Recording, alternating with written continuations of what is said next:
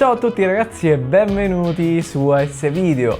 Oggi andremo a testare due ottiche APS-C per i mount, ovvero il Tamron 1770 f2.8 ed il Sony 35 mm f1.8. Chiaramente stiamo parlando di due ottiche totalmente differenti perché il Tamron è un'ottica zoom mentre il Sony è un'ottica fissa, ma sono curioso di capire come si comporta questo Tamron a 35 mm per capire se effettivamente può sostituire questo Sony che oramai utilizzo da tanti anni. Tutti i test verranno condotti con la Sony A6000 III e adesso andiamo a vedere queste ottiche nel dettaglio. Nella confezione di entrambi troviamo i tappi posteriori e quelli anteriori, oltre che il paraluce. Il Sony ha solo una ghiera che serve per controllare il fuoco manuale, mentre sul Tamron troviamo due ghiere dove quella più grande serve a controllare lo zoom e quella più piccola per il fuoco. Il Tamron ha una lunghezza focale che va dai 17 ai 70 mm con apertura costante di f2.8. Il Sony ha una lunghezza focale fissa di 35 mm ed è più luminoso, infatti arriva a f1.8. Il Sony ha un diametro di soli 49 mm, infatti è molto compatto, mentre il Tamron ha un diametro di 67 mm per i filtri. Pesa inoltre 525 grammi e con i suoi 119,3 mm per 74,6 è molto più grande e pesante rispetto al Sony che pesa solo 154 grammi ed ha dimensioni pari a 63 x 45 mm. Infatti entra tranquillamente in tasca. Indubbiamente le dimensioni contenute del 35 mm permettono di poter posare la mirrorless in piccoli spazi. Ma diciamola tutta, un obiettivo di queste dimensioni sembra quasi un giocattolo. Infatti, se per questioni di trasporto preferisco di gran lunga il 35 mm Sony, in termini di resa visiva ed anche al tatto, preferisco il Tamron, che dà un look molto più professionale alla piccola Sony A6000 III. Entrambi sono dotati di un ottimo sistema di autofocus e di un sistema di stabilizzazione, che Sony chiama Optical Steady Shot, infatti il 35 mm ha la dicitura finale OSS, mentre il Tamron Vibration Compensation, e infatti nella sigla infinita del Tamron 1770 mm troviamo anche la dicitura VC. In più il Tamron è tropicalizzato e quindi è più resistente alla polvere e ad un'eventuale pioggia. Personalmente sto usando il Tamron da diversi mesi, mentre il 35 mm lo utilizzo da 4 anni. Posso dirvi che fin dall'inizio ho amato l'autofocus e l'apertura ad f1.8 del 35 mm Sony ed infatti nei video mi sono trovato molto bene. Mentre dal punto di vista fotografico l'ho sempre denigrato a causa della mancanza di nitidezza e soprattutto per le esagerate aberrazioni cromatiche. Ma adesso vediamo qualche test sul campo e iniziamo con la distanza di messa a fuoco. Il Sony riesce a mettere a fuoco ad una distanza di circa 30 cm e chiaramente non è la scelta migliore per gli scatti macro. Il Tamron invece ha un range di messa a fuoco e parte dai 19 cm ma a 17 mm per finire a 39 cm a 70 mm. Le test che ho fatto vi posso dire che a 35 mm mette a fuoco a circa 23 cm. Usare il Tamron per scattare foto a distanza molto ravvicinata è più pratico rispetto al Sony, a cui serve una distanza maggiore per mettere a fuoco correttamente. Infatti la stessa foto la dovremo scattare a una distanza differente. Parlando di autofocus, ho impostato la A6000 III con autofocus continuo e veloce e con le stesse impostazioni ho testato le due ottiche, cercando di ricreare lo stesso video dato che avevo a disposizione solo una fotocamera. Bene o male, nei test che ho eseguito ho notato prestazioni molto simili con entrambi gli obiettivi. In alcune scene ho preferito il Sony ed in altre il Tamron, ma comunque ho notato poche differenze. Quindi da questo punto di vista sono entrambi ottimi. Chiaramente la velocità di messa a fuoco cambia in base al modello di fotocamera che utilizzerete ed anche dalle impostazioni video. Io ad esempio ho impostato la messa a fuoco veloce solo per questo test, in genere per i video imposto a velocità media o bassa e in quel caso le differenze fra le due ottiche sono ancora minori. Per quanto riguarda la stabilizzazione, chiaramente va testata in movimento e avendo solo una A6000 III è stato un po' complicato complicato replicare esattamente gli stessi movimenti, ma comunque ho cercato di realizzare i video nel modo più simile possibile. Come possiamo vedere, entrambi hanno una buona stabilizzazione ottica che risulta molto comoda per dei movimenti lenti o anche per delle riprese statiche a mano libera. A mio avviso i risultati comunque sono molto simili. E direi che il Tamron rende meglio quando riprendiamo scene molto movimentate come una camminata, anche se comunque il risultato non è affatto soddisfacente e sconsiglio utilizzarli in questo modo. Il Sony forse rende un po' meglio quando facciamo dei pan lenti, ma anche qui dipende molto dalla situazione. Infatti, se guardiamo bene ad esempio questi filmati che sembrano molto simili, noteremo zoomando che il Tamron stabilizza un po' meglio. Vi faccio notare anche che con il Sony ad f1.8 ho potuto usare un ISO più basso rispetto al Tamron, che a f2.8 ha bisogno di aumentare gli ISO in condizioni di scarsa luminosità.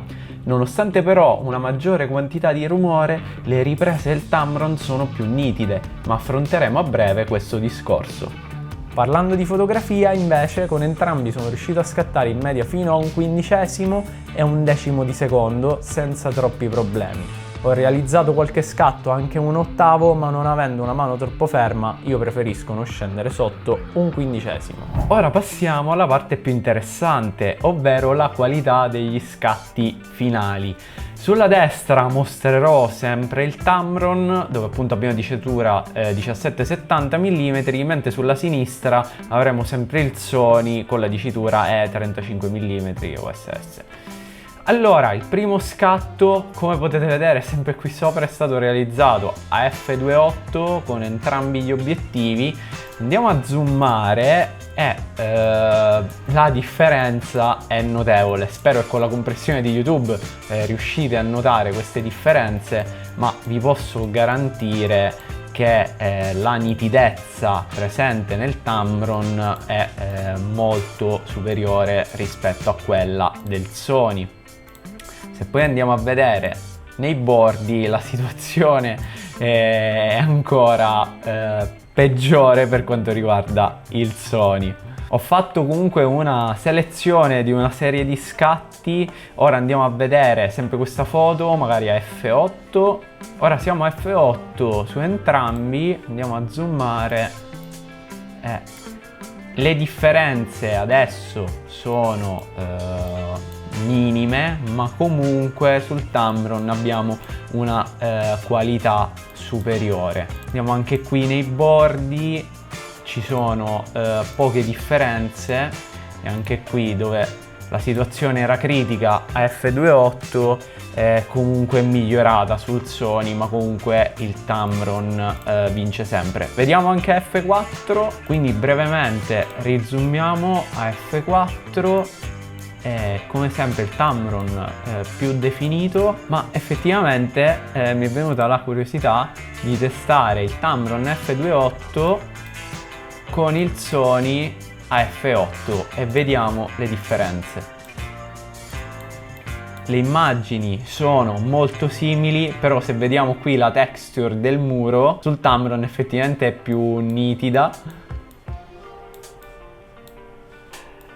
Qui nella parte inferiore il Tamron ha molti più dettagli e se andiamo sempre da questo lato il Tamron vince nuovamente.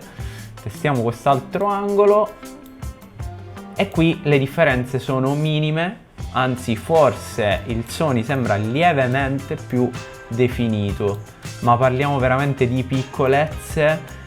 Sono molto simili, o forse vince il Tamron. Qui ragazzi purtroppo non vi so dire esattamente chi è il vincitore in quest'angolino, ma in media la foto è sempre superiore nel Tamron. Passiamo a un'altra foto, questa scattata a 2.8 con il Tamron, questa 1.8 con il Sony. Beh, chiaramente se a f2.8 il Sony anche f8 in media perde contro il Tamron a 2.8, chiaramente a massima apertura purtroppo il Sony rende veramente male, e infatti possiamo notare anche una quantità esagerata di aberrazioni cromatiche qui su questo cornicione. Veramente la foto diventa quasi inutilizzabile. Andiamo ora a f22 su entrambe l'immagine è un po' sovraesposta, però andiamo a vedere.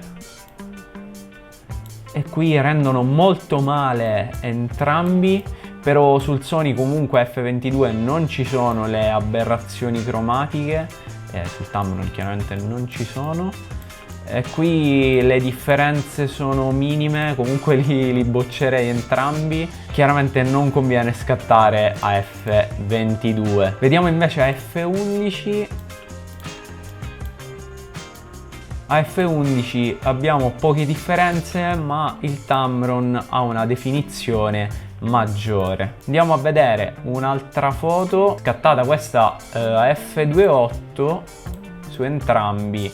Anche qui ci sono notevoli differenze sempre a favore del Tamron. Andiamo a vedere quest'altra immagine scattata sempre a F28 e come vedete purtroppo sul Sony le aberrazioni cromatiche sono quasi una firma. Infatti il Sony non mi piace molto come ottica, soprattutto dal punto di vista fotografico, mentre dal punto di vista video ottima come rapporto qualità-prezzo. Dal punto di vista fotografico purtroppo la boccio sotto tanti punti di vista. Andiamo a vedere quest'altro scatto fatto in controluce per andare a vedere anche qui le aberrazioni cromatiche che sul Sony sono presenti, sul Tamron no. Vediamo in quest'angolo pure,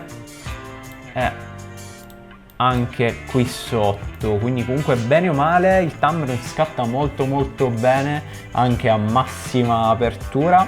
In quest'altra foto notiamo sempre negli angoli una definizione accettabile nel Tamron, mentre nel Sony la qualità è veramente bassissima, quindi solamente la parte centrale della foto a queste aperture va bene nel Sony. Ho voluto fare questo test a f2.8 con il Tamron e a 1.8 con il Sony per vedere effettivamente in condizioni scarsa luminosità quale dei due ha una resa migliore, anche se già abbiamo visto un'anteprima nei video poco fa.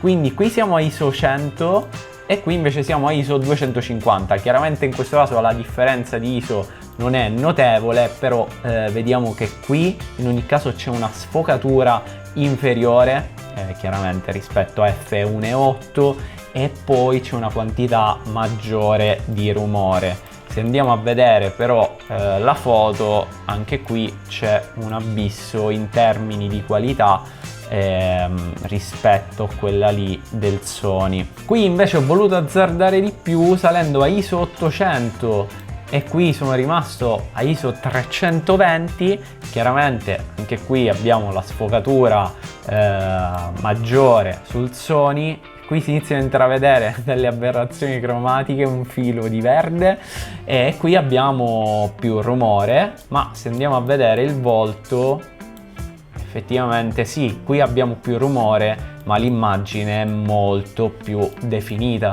Io fra le due comunque preferirei questa qui scattata f2.8 a ISO 800. Scattando invece con entrambi a f2.8, sempre in condizioni un po' di scarsa luminosità, vediamo come il Tamron riesce ad avere una definizione maggiore. In questo test che vi sto mostrando sembra che vi sto ripetendo sempre la stessa cosa, ma oggettivamente il Tamron scatta molto meglio. Qui possiamo vedere che nel Tamron abbiamo ISO 1600 per poter scattare f2.8, qui ho sfruttato nel Sony f1.8 e quindi ho scattato a ISO 640. Anche qui vediamo che effettivamente l'immagine sulla destra ha più rumore a causa dell'ISO, ma la qualità dell'immagine comunque rimane superiore nel Tamron.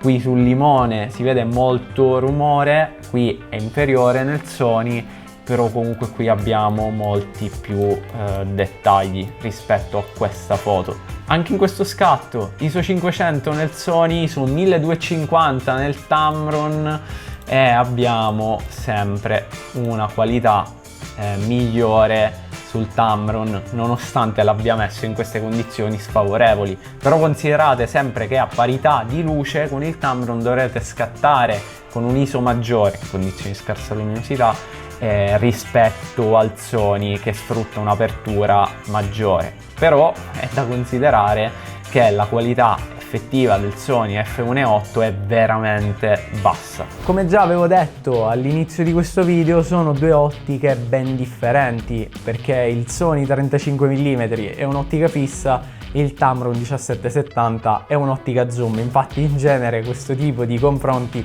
non hanno molto senso. Io però ero molto curioso di capire effettivamente la qualità di questo Tamron per capire se può andare a sostituire questo 35 mm. Ora, l'unico motivo per cui potrebbe valere la pena tenere sia il 35 mm che il Tamron è l'apertura di f1.8 del 35 mm, che in video vi aiuterà tantissimo nelle riprese con poca luminosità. Per quanto riguarda invece le foto, comunque sì, avremo diversi stop in più rispetto al Tamron, ma comunque la qualità fotografica a massima apertura del Sony non è il massimo. Infatti non lo consiglio per chi deve fare le foto, mentre per chi realizza solamente video il 35 mm è sicuramente un'ottima scelta. Inoltre entrambi gli obiettivi hanno un ottimo sistema di autofocus e una buona stabilizzazione. Parlando dei prezzi, sono ben differenti perché il Sony costa circa 400 euro e il Tamron oscilla fra i 730 e gli 850 euro. Quindi diciamo che il Tamron costa all'incirca il doppio del 35 mm. Ma se consideriamo che in genere le ottiche fisse vanno accompagnate con altre ottiche fisse, allora il prezzo del Tamron non è così malvagio. Quindi in estrema sintesi, se al momento non avete ottiche e dovete acquistare dei nuovi obiettivi, dovete valutare se prendere il 35 mm e altre ottiche. Forse a questo punto converrebbe prendere direttamente il Tamron per avere una copertura sulle principali lunghezze focali. Mentre se come me già avete il 35 mm, passare al Tamron può avere senso se volete eliminare le altre ottiche fisse per avere una sola ottica zoom. Comunque personalmente faccio anche tante foto, quindi non utilizzerò più il 35 mm e passerò definitivamente al Tamron. Se volete maggiori info sul 35 mm, qui trovate la video recensione che ho realizzato diverso tempo fa, mentre la recensione del Tamron spero di poterla fare al più presto. In descrizione trovate tanti link utili e se il video di oggi vi è piaciuto potete sostenermi lasciandomi un like e iscrivendovi al canale. PS, per registrare questo video, dato che qui ho il Tamron, qui ho il Sony, sto dovendo utilizzare l'obiettivo kit 16-50 a f4.5. Infatti ho dovuto inserire molti più faretti del solito perché con questo piccoletto da f1.8 chiaramente entra molta più luce.